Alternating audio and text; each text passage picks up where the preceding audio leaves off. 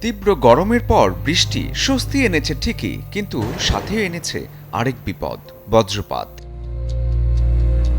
গত কয়েকদিনে দেশের বিভিন্ন স্থানে বজ্রপাতে হয়েছে প্রাণহানি।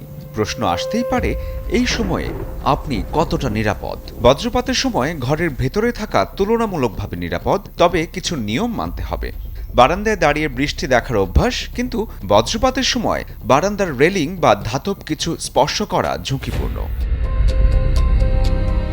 একইভাবে বজ্রপাতের সময় বৈদ্যুতিক যন্ত্রপাতি, টিভি, কম্পিউটার, ল্যাপটপ, এমনকি মোবাইল চার্জে রেখে ব্যবহার করাও নিরাপদ নয়। অনেকেই মনে করেন ঘরের ভেতরে থাকলে আর সমস্যা কি, কিন্তু আপনার বিল্ডিংয়ে যদি লাইটনিং রড না থাকে তাহলে ঝুঁকি কিন্তু থেকেই যায়।